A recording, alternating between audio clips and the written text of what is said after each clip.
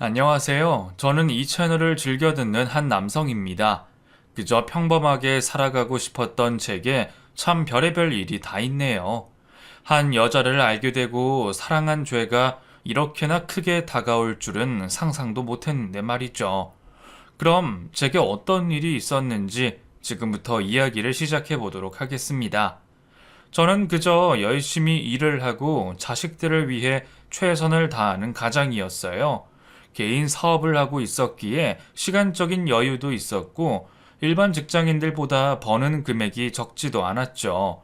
언제나 가족을 먼저 생각하고 자식들의 앞날을 위해 관심을 가져주면서 생활했었는데 제겐 상상도 못할 일이 벌어지고 말았습니다. 우선 저의 어린 시절 이야기부터 들려드려야 할 것 같아요. 저희 어머니가 어떤 분이신지 아셔야 좀 더 이야기에 집중할 수 있을 테니까요. 부모님이 모두 열심히 일을 하시는 가정에서 삼형제 중 장남으로 태어났습니다. 집안 환경이 그렇게 어렵지 않다 보니 남들이 누리지 못하는 부분도 많이 누리면서 자랐고 그 당시에 고급스러운 운동화나 트레이닝복 같은 것도 입고 다녔었죠. 시장에서 파는 그런 트레이닝복이 아니라 유명한 스포츠 브랜드의 옷을 제가 입고 다녔는지라 학교 친구들, 학원 친구들 모두 저를 부러워했습니다. 부모님은 열심히 돈을 벌어서 저희 삼형제를 키우시는 데에 열정을 쏟으신 분들이세요. 이런 열정은 어느 부모님보다 더 많으실 거예요. 저희 삼형제는 수학 학원부터 음악 학원, 태권도 학원까지 그 당시에 필요하던 운동은 학원에 가서 모두 다 배울 수 있었고, 그 덕분에 공부와 예체능 모든 분야에서 성적이 높은 편이었습니다. 운동부터 공부까지 모든 것을 다 잘하는 저희 삼형제를 많은 사람들이 부러워하기도 했을 정도였어요. 부모님은 고학력자가 아니셨습니다. 아버지는 고등학교 중퇴이시고 엄마는 중학교밖에 졸업하지 못하셨다고 하셨는데 그때 그런 배움의 짧음이 너무나 아쉬웠다고 하시며 저희 형제만큼은 그런 환경에서 자라지 않도록 만든다는 말씀을 하셨답니다. 특히나 엄마는 저희에게 이런 말씀을 자주 해주셨어요. 엄마는 배우고 싶어도 못 배운 시대에 살았단다. 너무 힘들고 어려운 환경 때문에 감히 공부를 더 한다는 말은 입 밖에 꺼내지도 못했어. 그런 시절을 겪다 보니 이 엄마는 무슨 일이 있어도 너희한테는 좋은 환경을 만들어주고 싶다는 생각이 들었다. 엄마 아빠가 남들이 부러워할 만큼 아주 많은 돈은 벌지 못하지만 그래도 최선을 다해서 너희들을 위해 노력할 거야. 하고 싶은 거 다 해주면서 말이야. 그러니까 너희들은 그저 하고 싶은 것 주저하지 말고 다 얘기해줘. 알겠지? 네, 엄마. 그럴게. 정말 우리를 위해서 열심히 돈 벌고 학원 보내주셔서 너무 고마워. 이런 엄마의 말씀이 참으로 감사했습니다. 엄마가 갖고 계신 그런 생각들이 다른 사람들의 평범한 생각은 아니었으니까요. 대부분의 다른 아줌마들은 학원비가 모자른다며 아이들을 학원에 많이 보내지 않는 모습을 본 적이 많았거든요. 하다못해 저와 친한 친구도 이와 비슷한 경험을 제게 말한 적이 있었습니다. 야, 너는 좋겠다. 나는 우리 엄마가 당장 태권도 끊으래. 왜? 너 태권도 하는 거 좋아하잖아. 이제 곧 빨간띠 따야 되는데 왜 그만둬? 엄마가 누나 영어 학원 보내야 된다고 나는 끊으래. 돈 없다고. 난 정말 더 하고 싶은데. 엄마한테 한번 다시 말해봐. 그럼 더 시켜주실 수도 있잖아. 우리 엄마는 하고 싶어 하는 거 다 시켜주시던데. 야, 니네 엄마가 좋은 거야. 우리 엄마는 아니라니까. 태권도 같이 공부에 도움도 안 되는 건 당장 끊으라고 한다니까. 누나 학원 하나 더 보내야 되니까 나는 또 당장에 끊어야 되고. 나 꼭 검은띠까지 따야 되는데. 친구는 태권도 학원을 끊으라는 엄마의 말에 몹시 마음이 상해 있더라고요. 그것도 누나의 영어 학원으로 인해서 끊어야만 하는 상황이 되었다고 하면서 한숨을 쉬었습니다. 그 친구는 저보다도 태권도를 잘하는 친구였고 태권도에 대한 열망도 저보다 훨씬 높았거든요. 하는 수 없이 끊을 수밖에 없는 환경에 놓인 그 친구는 현실을 아쉬워하며 그만둘 수밖에 없었고 그토록 갖고 싶어 하던 검은 띠는 그 친구 대신 제가 따게 됐었습니다. 저는 단 한 번도 부모님께 원하는 학원을 끊으라는 말을 들은 적이 없었어요. 동생들과 저 모두가 원하는 학원을 다닐 수가 있었습니다. 아버지와 엄마는 정말 열심히 일하셨어요. 배움이 길지는 않으셨지만 갖고 계신 성실함과 부지런함은 세상 가장 높은 수준이셨죠. 제가 기억나는 것은 부모님이 공장을 운영하고 계실 때였는데요.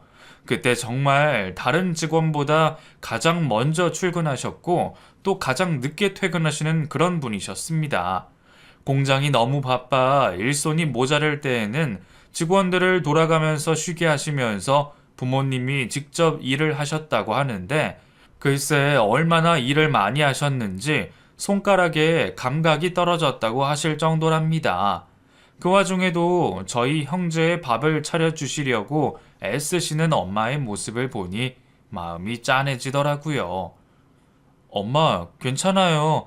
이거 안 해줘도 돼. 내일 먹을게. 오늘은 그냥 쉬어. 에이, 이거 내일 먹으려면 오늘 이렇게 다 만들어 놔야 돼.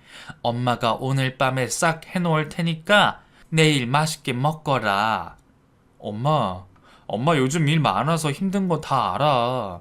그러니까 이럴 때는 그냥 우리끼리 라면도 끓여 먹고 그럴 테니까 엄마 집에서 일 많이 하지 마. 응? 아이고, 우리 장남이 벌써 이렇게 다 커서 엄마 힘든 것도 안 해. 아이고야, 눈물 난다, 눈물 나. 고마워, 우리 아들. 엄마를 이렇게나 생각해줘서. 엄마는 제가 하는 걱정조차 너무 고마워하셨습니다. 그런 엄마 밑에서 자란 저는 평생 가족에 대한 헌신과 희생이 당연한 의무라고 생각할 수밖에 없었죠. 부모님의 전폭적인 지원 덕분에 저희 삼형제는 각자 좋은 학교에 입학을 하게 됐었어요. 물론 대학교가 인생의 전부는 아니지만 그래도 열심히 공부한 결과물이 좋다 보니 주변 사람들에게 부러움의 대상이 되기도 했습니다. 군대도 다녀오고 잠깐 휴학도 하면서 서로의 대학 재학 시절을 피하기도 했지만 그래도 3명을 동시에 대학교를 가르친다는 것이 보통 힘든 일은 아니었던 것 같아요. 그때는 알바도 하고 과외도 하면서 도와드린다고 도와드렸는데 자식을 낳아 길러보니 제가 생각한 것보다 훨씬 더 힘이 들더군요. 다행히도 부모님은 젊은 시절부터 성실하게 돈을 벌으셨고 하시는 일이 잘 되었던 탓에 나름의 재산도 축적하실 수가 있었습니다. 좋은 기회를 얻어 작은 땅도 사게 되셨고 아파트도 마련해 두셨더군요. 그 덕분에 대학교를 졸업하고 군대도 제대한 저희가 직장에 다니면서 하고 싶은 유럽 여행이나 자동차 구매도 할 수 있게 되었던 것 같아요. 저와 친한 친구는 대학교를 졸업하고 직장에 들어간 후부터 학자금 대출금을 갚는 것이 시작되어서 본격적인 빚쟁이의 삶이라고 하며 아끼고 또 아끼면서 생활했었는데 저는 그런 것 없이 홀가분하게 지낼 수 있게 되었던 것이죠. 정말 이런 부분은 부모님께 아주 많이 감사하고 있답니다. 문과를 졸업한 후 꽤 괜찮은 회사에 들어갔고 그 후에 사내 연애도 했었어요. 하루 종일 같은 공간에 붙어 있다 보니 그저 후배로만 느껴졌던 사람이 여자로 보였고 그 인연으로 약 2년간이나 사내 몰래 데이트를 즐긴 적도 있었습니다. 그때의 연인은 조용하고 책 보는 것도 좋아하고 지적이고 똑똑한 친구였어요. 책을 많이 읽어서 그런 건지 아는 것도 저보다 훨씬 많았고 나이는 2살 어리지만 무슨 행동을 할 때마다 제 누나처럼 저를 가르치려고 했었어요. 특히나 인생이 어쩌고 저쩌고 사회생활이 어쩌고 저쩌고 하면서 저한테 안 된다, 안 된다라는 말을 자주 했는데 저는 아마도 그녀의 그런 말투가 많이 짜증났던 것 같습니다. 오빠는 뭘 몰라도 한참 모르네. 어떻게 사회생활을 단순히 그렇게만 생각해? 그건 오빠가 틀린 거야. 그럴 땐 그렇게 하는 게 아니라고. 그건 안 돼. 알았어? 야, 너 무슨 말을 그렇게 하냐? 나도 알 건 다 안다고. 내가 사회 경험이 없는 것도 아니고. 참나. 뭐? 오빠, 지금 뭐라고 그러는 거야? 나이 많다고 유세 부리는 거야? 사람이 잘 모르는 게 있고 부족한 게 있으면 배울 생각을 해야지. 뭐가 그리 못마땅한데? 어? 그런 식으로 하니까 오빠가 안 되는 거야. 알아? 이런 식의 싸움이 지속되면서 저는 그녀에 대한 믿음이 사라져 버렸고, 그렇게 저는 그녀와 헤어지기로 결심했었습니다. 때론 어느 정도 서로의 프라이버시를 지켜주는 그런 사랑이 하고 싶어지더라고요. 하루 종일 회사에서 붙어 있고 저의 일거수일투족부터 회사 다른 사람들에게 대하는 말투 하나까지 알면서 잔소리 해대는 연애가 너무 실증이 났었던 것 같아요. 그렇게 한 번에 사내 연애를 하고 친구가 소개해준 사람과 소개팅을 한 적도 있었습니다. 그녀와도 인연이 닿아 1년을 조금 넘게 사귀었었죠. 처음에는 정말 이 사람이 저의 마지막 사랑이 될 것 같은 생각이 들고 그녀의 모든 것이 다 좋아서 행복하기만 했는데 막상 1년을 만나보니 이 사람도 아닌 것 같더라고요. 하나부터 열까지 저를 간섭하고 소리 지르고 감정의 기복이 너무 심했는지라 제가 맞춰주기가 힘들었거든요. 몇 번의 연애를 마치고 30대가 되어 보니 이제는 만남에 있어서 더더욱 신중해야겠다는 생각이 들었습니다. 결혼에 대한 부분도 생각 안 하고 있을 수는 없는 나이니까요. 몇 번 소개팅도 해보고 연락을 주고받았던 사람도 있었지만 선뜻 두려운 마음이 앞서 잘 만나지 못하고 있던 어느 날 저는 정말 가슴이 설레이는 여자를 만나게 됐었습니다. 생전 동호회 같은 곳에는 가지도 않다가 그날따라 한번 친구를 따라간 운동 클럽이었었어요. 모두가 땀을 흘리며 열심히 배드민턴을 치고 있었고 그곳에서 다른 사람들과 어울려 유쾌한 웃음을 짓고 있는 그녀를 만났어요. 환한 미소로 사람들과 우스갯 농담도 나누고 다른 사람의 말에 대응도 잘해주는 그 사람이 제 마음에 한눈에 들어오더라고요. 이전에 만났던 사람들과는 조금 다른 스타일이어서 더욱 그런 마음이 들었는지도 모르겠어요. 아무튼 그때의 저는 열심히 운동하면서 사람들에게 이목을 끄는 그녀가 정말 좋게 느껴졌습니다. 주변을 서성이고 있으니 그녀가 제게도 반갑게 말을 걸었어요. 반가워요. 오늘 처음 나오셨나 봐요. 처음 뵙네요. 아, 네. 제가 친구 따라 오늘 여기 와보게 됐었네요. 반갑습니다. 친구 따라 오신 거구나. 그럼 오신 김에 회원으로 등록하시고 앞으로도 계속해서 나오세요. 다른 곳과는 다르게 이곳은 젊은 분들도 많고요. 위아래 없이 서로서로 도와주고 그러는 곳이에요. 부담 갖지 마시고 오세요. 여기 제 연락처 있으니까 혹시 친구분 없을 때 혼자 나오기 뭐 하시면 저한테 연락하세요. 아셨죠? 아, 네네. 그렇게 할게요. 감사합니다. 알고 보니 그녀는 그 클럽의 총무 같은 역할을 하고 있더군요. 처음 나온 사람들에게도 계속 나오라는 독려를 했고, 오랜만에 나오는 사람이 부담스럽지 않도록 잘 조절하고 있었어요. 그리고 총무의 역할 때문이 아니더라도 그녀는 다른 사람들을 하나로 모이게 하는 힘을 갖고 있더군요. 더군다나 사람들로 하여금 끌리게 하는 매력이 느껴졌는데 그런 매력은 저만 느낀 것은 아니었나 봅니다. 오래 만난 여자친구가 있던 제 친구 역시 그녀를 향한 관심이 있는 것처럼 보였어요. 저기 아까 그 총무 말이야. 사람 참 괜찮지 않냐? 아, 그래, 뭐 괜찮아 보이더라. 뭐 상냥하시고 잘 챙겨주고 잘 웃으시고. 그러게. 야, 나도 나간 지 얼마 안 됐는데 얼마나 나를 챙겨주는지 몰라. 인상도 좋고 뭔가 계속 연락하고 싶은 마음이 들게 하는 여자인 것 같아. 뭐? 야, 너 4년이나 만난 여자친구 두고 계속 연락하고 싶은 여자가 있으면 어떡하냐? 어? 아, 그런가? 아, 그게 또 그러네. 아, 뭐, 한번 해본 소리니까 오해는 하지 마. 친구는 저의 대답을 회피하려 했지만 그 후에도 그녀를 향한 관심이 있다는 것을 저는 알게 됐었어요. 지속적으로 연락을 주고받았을 뿐만 아니라 급기야는 평일 낮에 함께 식사 자리도 했다는 사실에 저는 많이 놀랐습니다. 여자친구가 있는 상태로 어떻게 그럴 수가 있단 말이에요. 저는 그런 친구에게 조심하라는 말을 했고 더 이상 제 마음을 숨기지 않았습니다.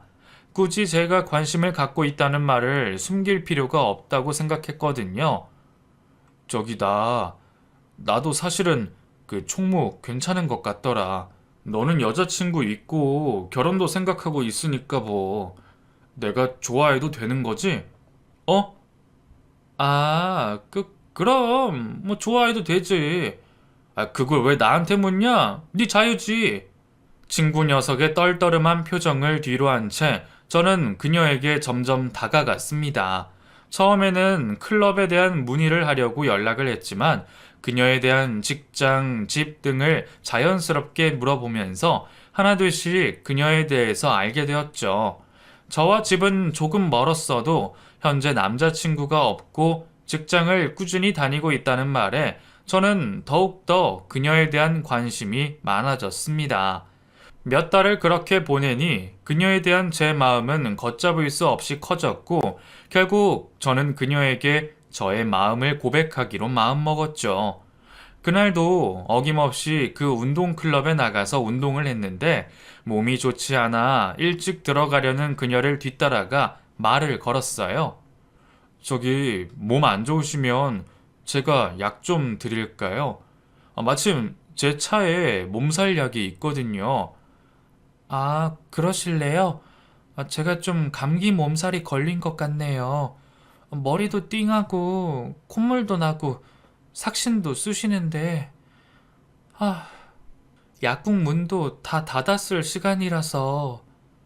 그래요. 제 차로 가세요. 약 먼저 드시고 제가 집까지 바래다 드릴게요. 어머나, 아니에요. 약만 주시면 감사해요.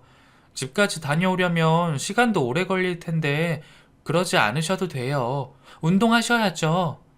저는 그렇게 제 차에 탄 그녀에게 약을 건네주었고 집으로 바래다 주면서 이런저런 얘기를 꺼냈습니다. 그리고는 집에 다다를 때쯤에 제 마음을 고백했죠. 저 사실은 제가 많이 좋아하고 있습니다. 혹시 아직 남자친구가 없으시면 어머나, 이렇게 부족한 저를 좋아해 주시다니 너무 황송하네요. 남자친구 없어요. 그리고 저 사실 그쪽이 저 관심 있어 하는 거 알고 있었어요. 정말요? 제가 좀 티가 많이 나는 스타일이죠? 아, 민망하네요, 참. 민망하긴요. 제가 감사하죠. 사람이 사람 좋아하는 게 잘못된 것도 아니고요. 괜찮아요. 저도 좋게 생각하고 있는걸요. 그녀의 의외의 대답이 저를 너무 기분 좋게 만들었고, 그날 이후 좀 더 적극적인 표현을 할 수 있는 용기를 줬습니다. 그리고 한 달이 조금 지나서 본격적인 연애를 하기에 이르렀죠.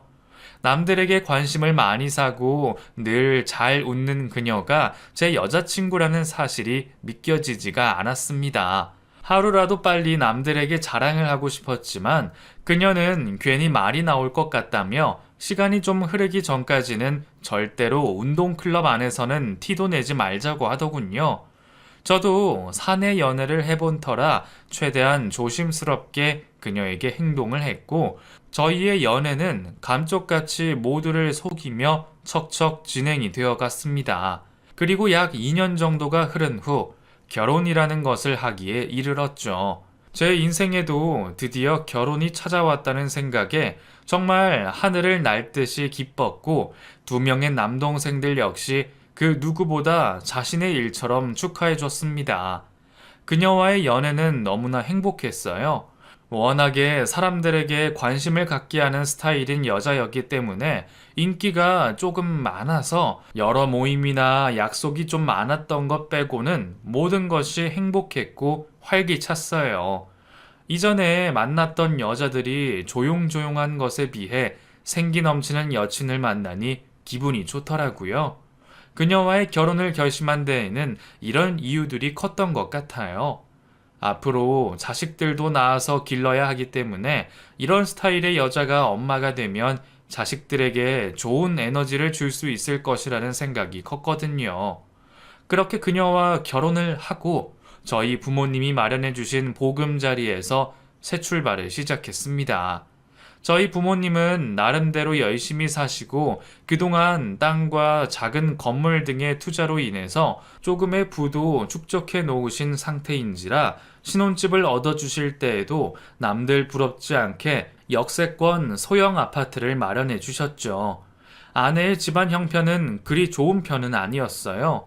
아내의 씀씀이가 엄청 아끼고 이런 스타일이 아니라서 저는 솔직히 이 정도까지 친정이 어려운 줄은 몰랐는데 생각한 것보다 훨씬 사정이 어려우시더라고요. 그래서 결혼을 하면서 아내에게 부담을 주기 싫어서 혼수며 가전 가구며 될 수 있는 한 제가 돈을 많이 보탰습니다. 아내의 아버지가 빚이 좀 있으신 상태였고 이전에 사업이 잘못되셔서 크게 힘든 일도 겪은 적이 있으셨다니 당연히 제가 가진 선에서 해주는 것이 맞다고 생각을 한 것이었죠. 처음에는 아내가 제게 너무 고마워했습니다. 자기야, 정말 너무 고마워. 내가 사정이 이렇다 보니까 많이 해오고 싶어도 잘 못하고 그랬네. 자기가 이해해준 덕분에 우리가 이렇게 괜찮은 신혼집에서 살게 된 것 같아. 내가 살면서 하나하나 바꿔갈게. 아니야, 자기야. 결혼을 하려면 그 사람의 모든 것을 다 이해해줘야지. 당연히 내가 할 일인데 뭐. 자기가 괜히 그런 것 때문에 기죽고 그러지 마. 사고 싶은 거 있으면 나한테 얘기하고, 먹고 싶은 것도 사 먹고, 응? 이제 우리 앞길에는 꽃길만 있을 거야. 너무 고마워, 자기. 사랑해. 막 결혼을 하고 나서는 아내가 이렇게 고마워했습니다. 하지만 아이가 생기고 아내가 직장을 그만두면서 점점 변해가는 모습을 보게 되었죠. 특히 첫째를 낳고 둘째를 낳으면서 아내의 생각이나 행동들이 점점 처음에 그 모습과는 달라지게 됐었습니다. 결혼 전부터 아내는 술을 좋아하긴 했어요. 성격이 워낙에 밝고 주변 사람들도 많고 또 술자리에서 재미있게 말도 잘하고 분위기도 타는 스타일이다 보니 사람들과의 술자리가 상당히 많았죠. 그런데 결혼하고 아이를 낳은 후에는 아이 때문에 제대로 밖에 나갈 수조차 없게 되니 그것에 대한 불만을 품고 있더라고요. 제게 이야기하는 모습이 너무나 당황스러웠답니다. 자기야, 난 얼마나 더 희생해야 되는 건데? 응? 무슨 희생? 자기 요즘 많이 힘들구나. 아기 키우니까 생활이 많이 달라졌지? 너는 이전이랑 똑같이 회사 다니고 운동하고 자기 시간 갖고 하는데 나는 이게 뭐냐고. 맨날 집구석에서 아이랑 처박혀서 말이야. 밖에 나가서 어디 사람들 한번 제대로 만날 수가 있나? 왜 나만 이 집에서 이렇게 희생해야 하는 건데? 어? 말 좀 해봐, 어디. 자기야, 나도 가족을 위해서 열심히 돈 벌고 있어. 당신이 집에서 아이 보고 가정 지키는 동안 나 역시도 가정을 이끌어가기 위해서 열심히 노력하고 있다고. 그리고 가끔 우리 어머니가 오셔서 아이도 봐주시고 하잖아. 그때 그럼 나갔다 와. 어차피 당신 가슴 처지는 거 싫다고 모유도 안 먹이는데 뭐. 아내는 아이를 보는 것 자체가 자신의 희생이라고 말을 했습니다. 하긴 산후 우울증이라는 것이 있다고 하니 저는 황당했지만 최대한 아내를 이해하려고 노력했어요. 그리고 가끔씩 저희 어머니가 오셔서 아이를 봐주셨기 때문에 그럴 때면 나가서 바람도 쐬고 오랜만에 친구들도 만나라고 했죠. 그래야 기분 전환도 된다고 하길래요. 아내는 뭐가 그리 답답했는지 제 말이 끝나기가 무섭게 밖으로 돌기 시작했어요. 제게도 몇 번 아이를 맡기고 나간 적이 있긴 하지만 주로 저희 어머니가 낮에 집에 오실 때마다 나간다고 하더라고요. 저한테는 말 한마디도 없이 말이죠. 그냥 그러려니 했어요. 무슨 일이든지 나쁘게만 생각하면 한도 끝도 없이 나빠질 테니 최대한 좋은 쪽으로 생각하자고 속으로 몇 번이나 다짐을 했습니다. 활동적이었던 아내가 얼마나 힘들었으면 그렇게까지 할까 하는 마음에 말이죠. 하지만 아내의 행동은 점점 도를 지나쳐 가는 것 같다며 어머니가 제게 말씀을 하실 정도가 됐었어요. 애비야, 저기 말이다. 애미가 요즘 뭐 바쁜 일이 있냐? 왜 그렇게 밖에 나가는지 모르겠다. 아이가 한참 예쁠 나이인데 이렇게 밖으로만 도는 여자도 뭔가 이상한 게 아닌가 싶기도 하고. 낮부터 시애미한테 애기 맡기고 나가서 술을 먹고 들어오기도 하고. 아무튼 좀 관심 좀 가지고 지켜봐라. 응? 그랬어요? 애엄마가 워낙에 활동적이고 사람들 만나는 것도 좋아하고 그래서 그런가 봐요. 어머니, 너무 걱정하지 마세요. 제가 잘 얘기할게요. 걱정이 되신 어머니가 제게 말씀을 하시더라고요. 그런데 아내는 그런 걱정을 하는 저와 어머니가 오히려 화가 나고 답답하다며 전혀 행동을 고쳐나가지 않았습니다. 그 후로도 아내의 외출은 계속되었죠. 그러는 사이 둘째 아이가 뱃속에 생겼고 저는 다니던 회사를 그만두고 일찍 사업을 시작하게 됐었습니다. 아마 이 시기가 저희 부부가 가장 많이 싸웠던 시기였을 거예요. 아내는 그렇게 미친 듯이 밖에 나가 놀다가 뱃속에 둘째가 생겼다는 사실을 알고 얼마나 성질을 부리던지 제 탓을 하면서 자신의 인생을 망쳤다는 표현까지 서슴지 않았습니다.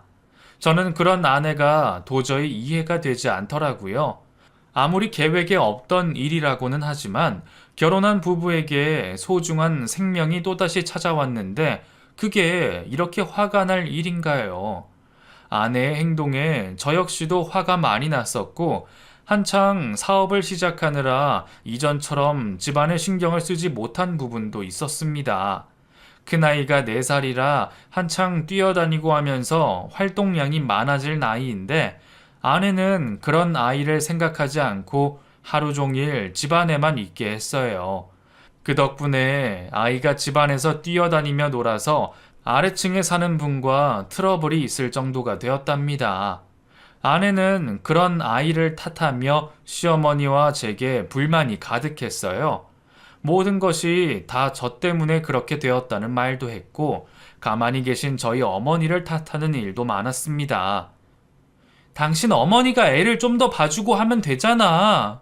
왜 내가 이렇게 집구석에만 처박혀서 있어야 하는 건데? 뭐라고? 당신 엄마야. 당신의 본분이 엄마라고. 본분을 지키면서 가끔 부탁을 해야지. 이렇게 막무가내로 어머니 탓을 하는 게 말이 돼? 아니면 갖고 있는 재산을 좀 물려주시던가. 그럼 나도 집에서 도우미 이모 쓰면서 편하게 생활하지. 이게 뭐야? 집안에서 하루 종일 갇혀서 감옥처럼 지내는 게 말이 돼? 아니, 다른 여자들은 다 그렇게 지내는데 왜 당신만 안 된다고 해? 엄마라면, 아이를 낳은 여자라면 아이를 돌봐야 할 의무와 책임이 있는 거지. 됐고, 난 모르겠어. 어머니한테 고정적으로 애기 봐달라고 하거나 아니면 아줌마 쓸 테니까 돈이나 더 줘. 한창 예민한 임산부이기 때문에 저는 아내와의 싸움에서 말을 아꼈습니다.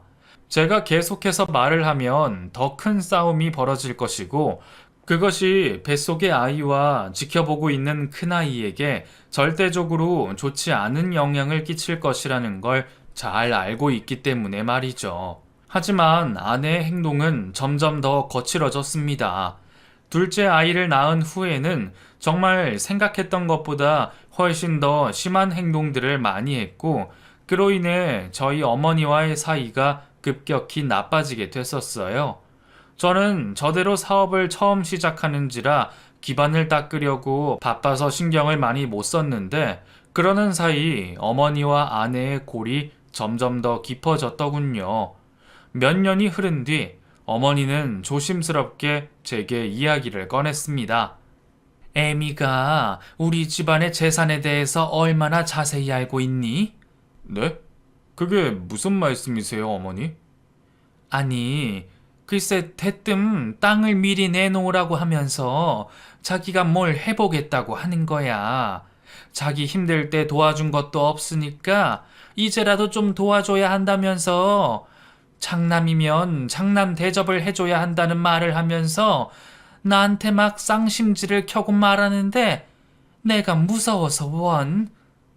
어머니, 그런 일이 있었으면 제게 말씀을 하시죠. 왜 진작에 말씀을 안 하셨어요? 괜히 너 걱정할까봐 그랬지. 자꾸만 애미가 밖으로 나가고 나한테 화내고 재산 달라고 해도 참을 수밖에 없는 것이 애미의 심정이야. 너도 자식 키워봐서 알잖니? 어머니, 죄송해요. 제가 대신 사과드릴게요. 엄마한테도 제가 잘 얘기할게요. 걱정 마세요. 제가 사업에 몰두해 있는 몇 년간 아내는 계속해서 저희 어머니에게 재산에 관한 말을 한 모양이더라고요. 참다 참다 어머니가 제게 말씀을 하실 정도이니 얼마나 심했을지 상상이 갑니다. 아내는 그렇게 조금씩 변해가더니 이제는 그 변화가 너무 커져서 제가 어색할 정도로 변해 있었어요.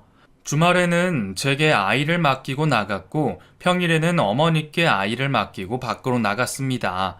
아이가 아파도 미리 잡은 약속을 절대로 변경하는 일은 없었고, 엄마가 보고 싶다고 울고 보채도 자신이 놀 것은 다 놀고 밤이 늦은 시각이 되어서야 술에 취해 들어왔었죠. 그렇게 집에 들어와서는 아이 얼굴 한번 보지 않고 혼자 방에 들어가 잠을 자는 모습을 보고는 정말 이런 사람이 엄마가 맞나 의심이 들 정도였습니다. 저는 아내에게 많은 것을 바라지 않았어요. 다시 일을 해서 돈을 벌라고 하거나 시부모님께 정성을 다하라는 말도 하지 않았습니다. 하다못해 어머니의 생신상을 결혼 후에 딱 한 번 차려드린 것도 뭐라고 하지 않았어요.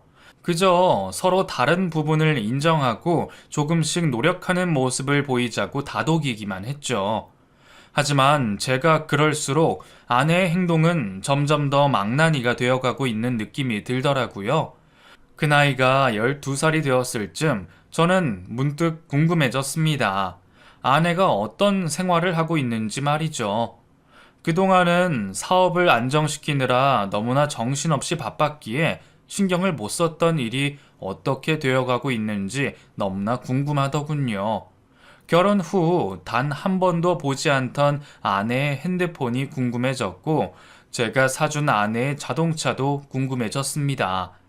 자동차 블랙박스도 살펴보고, 내비게이션도 살펴보고, 아내의 핸드폰도 살펴보려고 했어요.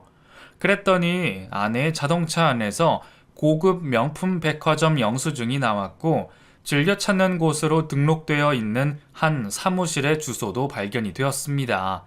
핸드폰은 잠금 장치가 철저히 되어 있어서 열어보지도 못했지만요.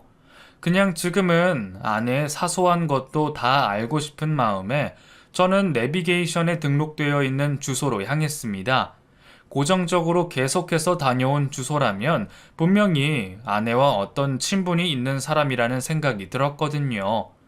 중심지에 위치한 그곳에 도착하자 아주 친절하게 맞이해주는 한 남자가 있었습니다. 작은 사무실에 여자 한 명과 커피를 마시고 있다가 저를 보게 된 것이죠. 안녕하세요. 무슨 일로 어떻게 오셨는지요? 죄송한데 혹시 이곳이 뭐 하는 곳이죠? 제가 지인한테 소개를 받고 왔는데. 네? 아, 그러세요? 이곳은 영업 본사 사무실이고요. 그 신개념 방문 판매 미용기기 납품하는 곳이에요. 혹시 이쪽 분야에 관심이 있으세요? 제가 좀 설명해 드릴 테니까 잠시만 앉아 보실래요? 아닙니다. 제가 지금 시간이 많지 않아서 그 명함하고 설명서 주시면 제가 참고하고 다시 오겠습니다. 실례 많았습니다. 키가 크고 벨트부터 구두, 넥타이, 셔츠까지 온통 명품으로 휘감은 남성이 제가 혹시나 손님인 줄 알고 열심히 설명을 해주더라고요. 그날 이후 저는 머릿속에 계속해서 그 남자가 떠올랐습니다. 뭐가 딱히 아내와의 관계가 있다고 단정하기는 힘들지만 그냥 사람의 느낌이라는 게 있잖아요. 아내의 잦은 외출과 늦은 귀가 거기에 주말까지 밖으로 도는 모습이 자꾸만 그 남자와 연관이 있는 것이 아닐까 하는 생각이 들었고 저의 그런 무서운 생각은 얼마 가지 않아 사실로 드러나게 됐었습니다. 주말에 외출을 하는 아내를 뒤따라가 보니 그 사무실 안으로 들어가서 그 남자와 함께 한 차를 타고 외곽 지역 모텔 안으로 들어가는 것을 제가 두 눈으로 직접 확인했거든요. 얼마나 황당하고 어이가 없던지 그동안 아내가 집에 있는 것을 화내고 불만을 가졌던 것이 다 이것 때문이라는 것을 알게 된 순간이었습니다. 그 둘이 모텔에 들어가 몇 시간을 나오지 않는 동안 저는 모텔 입구 바깥쪽에 있는 곳에 차를 대놓고 별의별 생각을 다 하고 있었어요. 이대로 다 같이 인생을 끝낼까라는 생각도 했고, 왜 저한테만 이런 일이 일어나는지 하늘에 대고 원망도 했습니다. 잠시 후 그곳에서 나온 그 두 년놈들의 사진을 찍어 저는 그대로 갖고 있었어요. 여기저기 찾아보니 이혼을 할 때 증거가 필요하다고 하니 그때까지는 제가 아는 척을 하면 안 될 것 같아서요.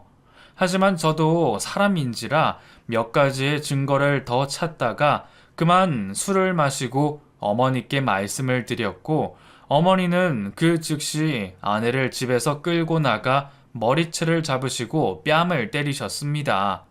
제가 아무리 그만하라고 말씀을 해도 참지 못하시고 분노를 폭발하셨죠. 그동안 저 모르게 돈까지 주셨던 모양이에요. 하도 재산 타령을 하고 시댁에 불만을 갖고 있으니 그렇게라도 해서 아들 가족을 지키고 싶어서라고 하시더라고요. 아무튼 그렇게 저희 가족은 장렬하게 찢어지게 됐었습니다. 아내와 이혼을 하게 되었고 아이들에게는 그저 엄마가 나쁜 짓을 했다는 말은 하지 못했어요. 그저 상황이 그렇다는 말로 아이들을 이해시켰죠. 재산 분할부터 시작해서 양육권까지 뭐 하나 쉬운 것이 없더군요.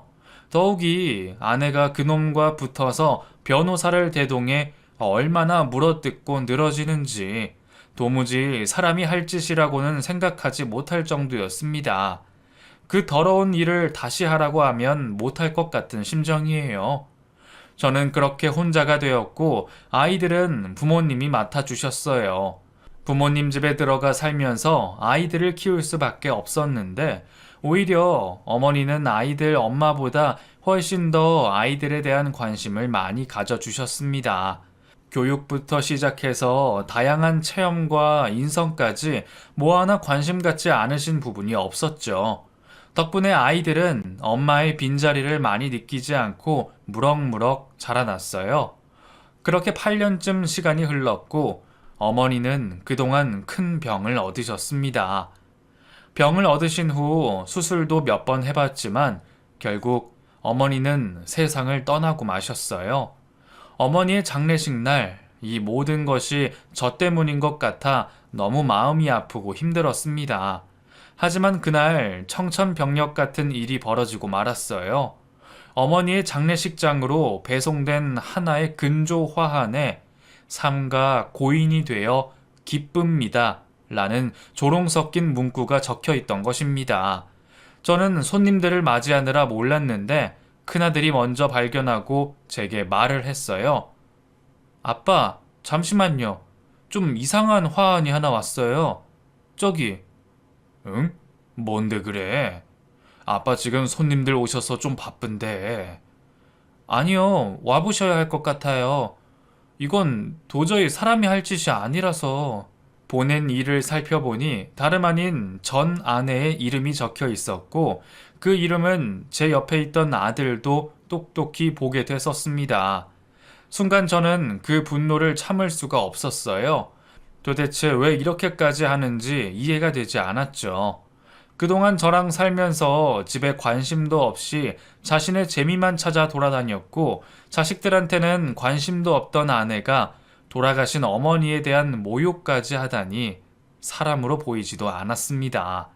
심지어는 이 근조 화환을 본 아버지는 그 충격에 놀라 그 자리에 털썩 주저앉고 마셨죠.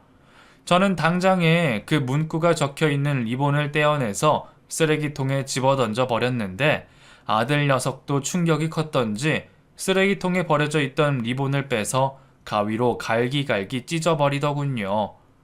장례식장이 끝나기만을 기다렸습니다.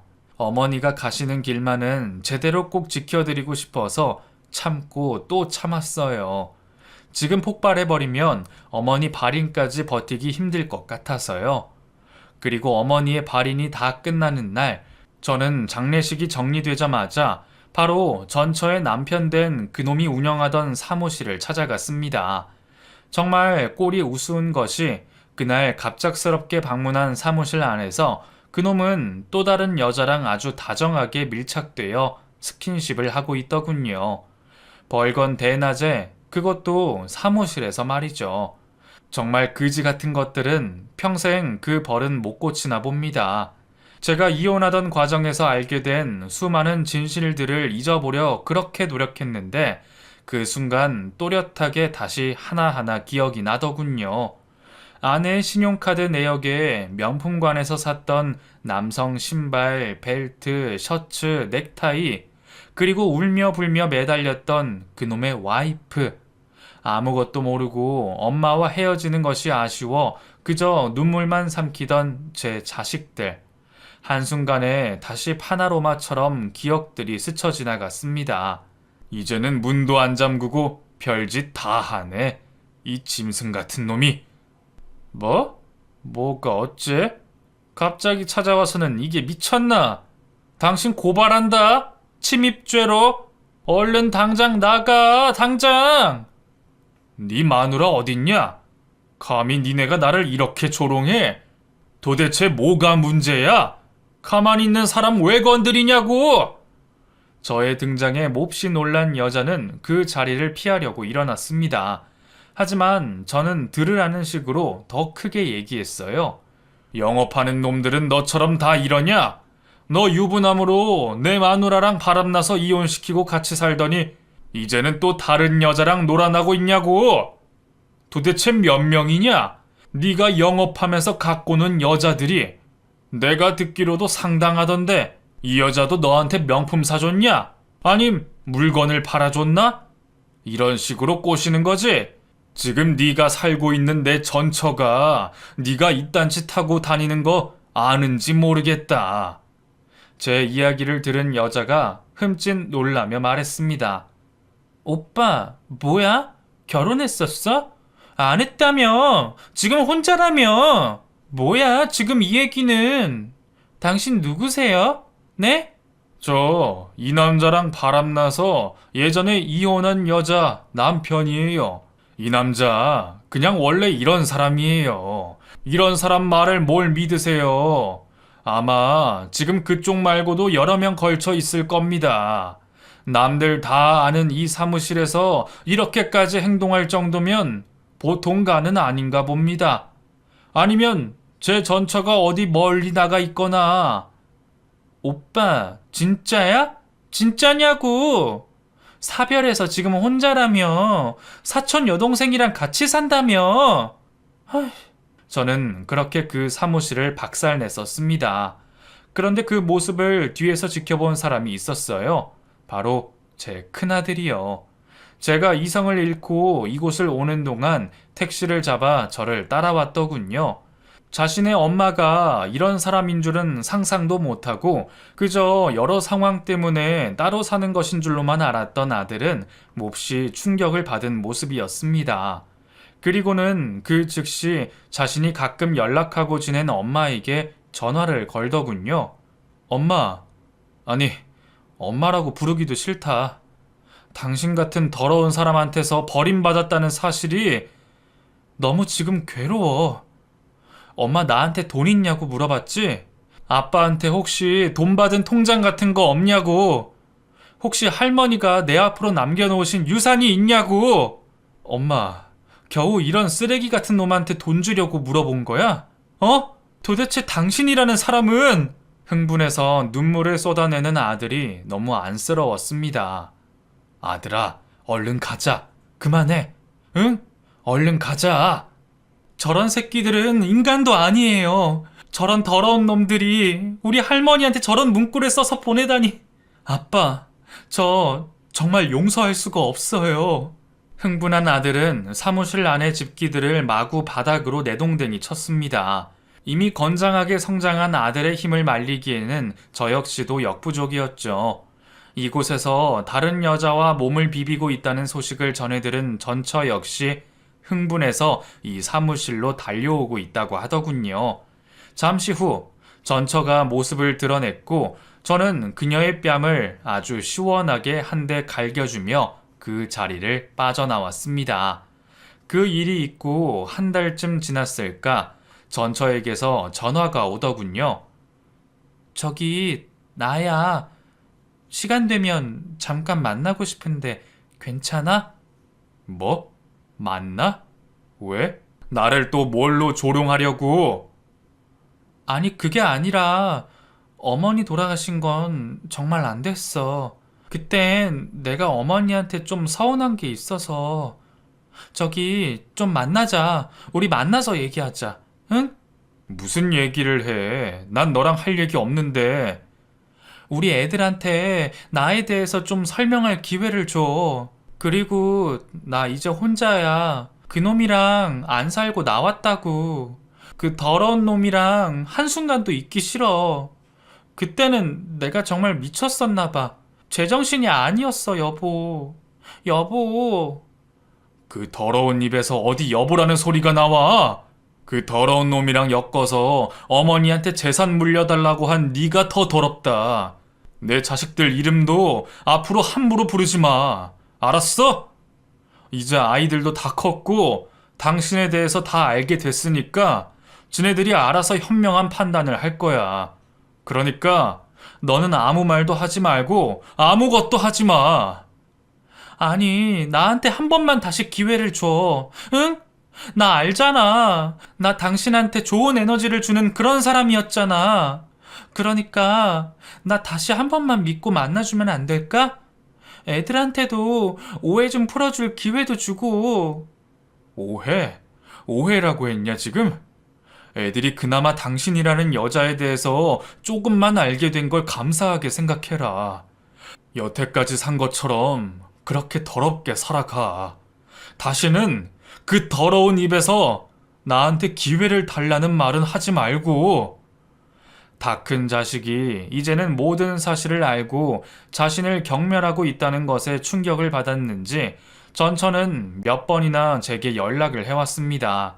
하지만 이미 성인이 된 자식의 마음을 제가 어떻게 돌려놓겠어요. 없던 일도 아니고 말이죠. 이제는 자식들도 본인 스스로가 생각하고 판단해야 할 나이라고 생각합니다. 저는 그렇게 전처와 전처 남편의 집안을 쑥대밭으로 만들어버린 꼴이 되었네요. 그 더럽고 추악한 꼴을 스스로가 알게 되어서 그나마 다행이라고 해야 할지 모르겠습니다.